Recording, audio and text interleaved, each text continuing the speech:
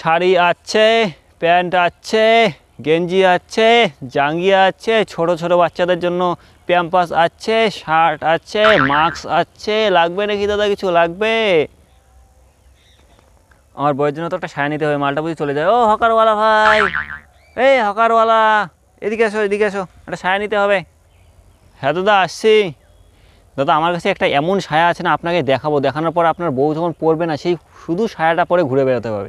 শাড়ি এইটুকু পরতে হবে না, একটা সুতো পরতে হবে না, শুধু সায়ার ব্লাউজ পরে যদি ঘোরে না, লোকে শুধু দেখবে আর কিচ্ছুটি বলবে না।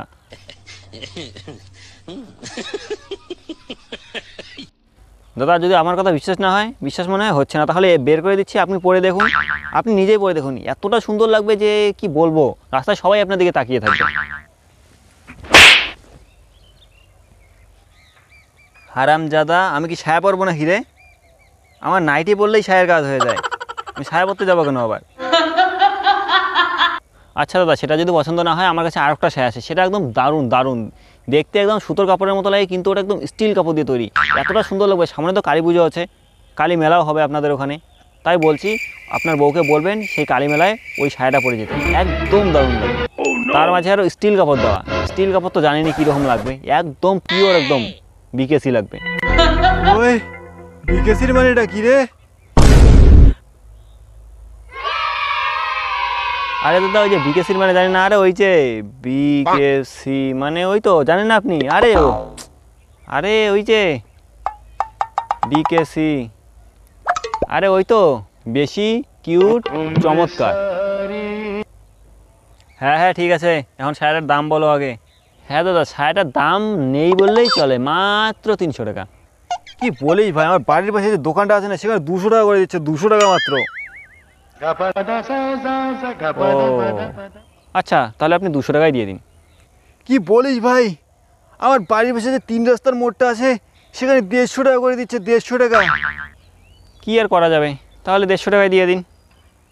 আরে কি বলছেন দাদা, আমার যে ওই দোকানটার কথা বললাম, তার পাশে যে আর একটা দোকান আছে, সেখানে মাত্র 100 টাকা করে দিচ্ছে। আচ্ছা দাদা একটা কাজ করুন, তাহলে আপনার বউয়ের জন্য একটা আন্ডারপ্যান্ট নিয়ে যান, 50 টাকায় হয়ে যাবে। কি বলিস ভাই, আমার বউয়ের অলরেডি 3টে আন্ডার প্যান্ট আছে, আরও নিয়ে যাবো নাকি? আচ্ছা দাদা তাহলে 100 টাকায় দিয়ে দিন। আরে ভাই আমি আপনার সাথে মজা করছিলাম একটু, ওই যে পাশে জঙ্গলের দোকানটা আছে, সেখানে আমাকে ফ্রিতে দিয়ে দেয়, রোজ ডাকি নেওয়ার জন্য, কিন্তু আমি চাই না, নিয়ে কী করবো বলুন তো, আপনার কাছে নেওয়ার জন্য ছিল আমাদের, ফ্রিতে দিয়ে দেবেন তো নাকি? আচ্ছা দাদা আপনি ফ্রিতেই নিয়ে যান, লাগবে না টাকা পয়সা দেওয়া লাগবে না তো, আমি টাকা পয়সার জন্য ব্যবসা করি না তো, ভালোবাসার জন্য ব্যবসা করি, ফ্রিতেই নিয়ে যান আপনি। দাদার একটা ব্লাউজ পাওয়া যায় ফ্রিতে, ওটা আমার জন্য, আমি নেবো, আপনি বলবেন না।